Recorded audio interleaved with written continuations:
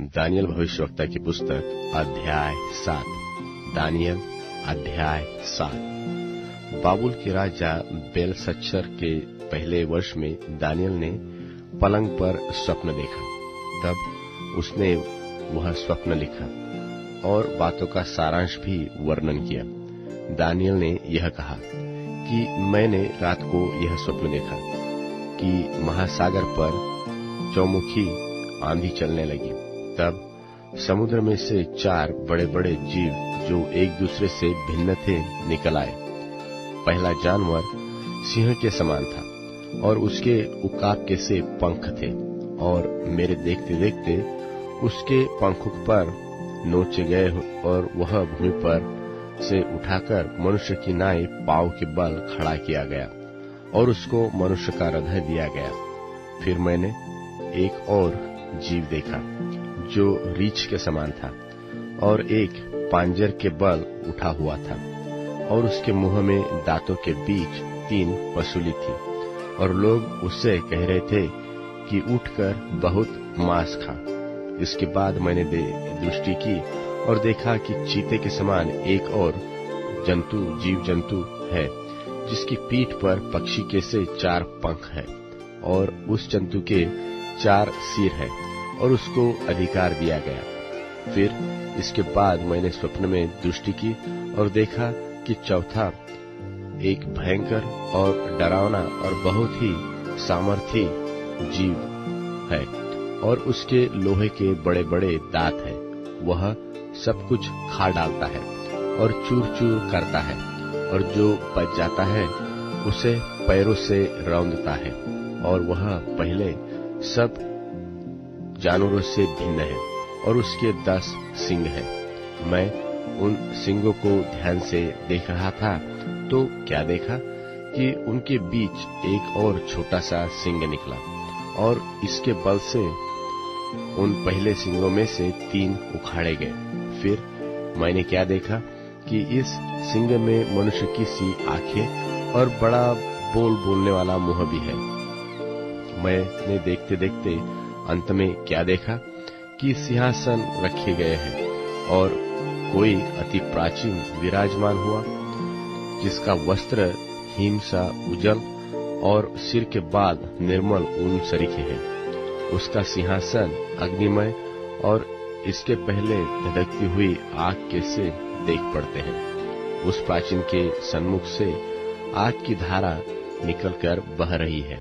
फिर हजारों लोग उसकी सेवा टहल कर रहे हैं, और लाखों लाख लोग उसके सामने हाजिर हैं। फिर न्यायी बैठ गए और पुस्तकें खोली गई। उस समय उस सिंह का बड़ा बोल सुनकर मैं देखता रहा, और देखते देखते अंत में क्या देखा कि वह जानवर घात किया गया, और उसका शरीर धधकती हुई आग से भस्म किया गया, और रहे हुए जंतुओं का अधिकार ले लिया गया, परंतु उनका प्राण कुछ समय के लिए बचाया गया। मैंने रात में स्वप्न में दृष्टि की और देखा कि मनुष्य के संतान सा कोई आकाश के बादलों समेत आ रहा है, और वह उस अति प्राचीन के पास पहुंचा, और वे उसको उसके समीप लाए।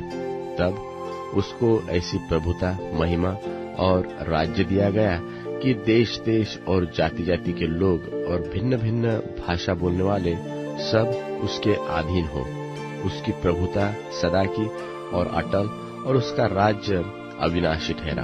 और मुझ दानियल का मन विकल हो गया, और जो कुछ मैंने देखा था उसके कारण मैं घबरा गया। तब जो लोग आसपास खड़े थे उनमें से एक के पास जाकर मैंने उन सारी बातों का भेद पूछा। उसने यह कहकर मुझे उन बातों का अर्थ बता दिया कि उन 4 बड़े बड़े जानवरों का अर्थ 4 राज्य है जो पृथ्वी पर उदय होंगे, परंतु परम प्रधान के पवित्र लोग राज्य को पाएंगे और युगानुयुग उनके अधिकारी बने रहेंगे। तब मेरे मन में यह इच्छा हुई कि उस चौथे जानवर का भेद भी जान लूं, जो और तीनों से भिन्न और अति भयंकर था। उसके दांत लोहे के और नख पीतल के थे। वह सब कुछ खा डालता और चूर चूर करता और बचे हुओं को पैरों से रौंद डालता था। फिर उसके सिर के 10 सींगों का भेद और जिस ओर सिंग के निकलने से 3 सींग गिर गए, अर्थात जिस सिंग की आंखें और बड़ा बोलने वाला मुंह और सब और सिंगों से अधिक भयंकर था, उनके भी भेद जानने की मुझे इच्छा हुई। और मैंने देखा था कि वह सिंह पवित्र लोगों के सब लड़ाई करके उन पर उस समय तक प्रबल भी हो गया, जब तक कि वह अति प्राचीन न आ गया और परम प्रधान के पवित्र लोग न्यायी न ठहरे और उन पवित्र लोगों के राज्याधिकारी होने का समय न आ पहुंचा।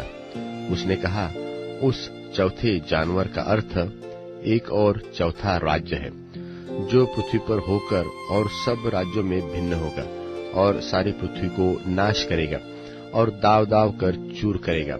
और उन 10 सिंगों का अर्थ यह है कि उस राज्य में से 10 राजा उठेंगे और उनके बाद उन पहलों से भिन्न एक और राजा उठेगा, जो 3 राजाओं को गिरा देगा और वह परम प्रधान के विरुद्ध बातें करेगा और परम प्रधान के पवित्र लोगों को पीस डालेगा और समयों और व्यवस्था के बदल देने की आशा करेगा। वरन 3.5 काल तक वे सब उसके वश में कर दिए जाएंगे और न्यायी बैठेंगे।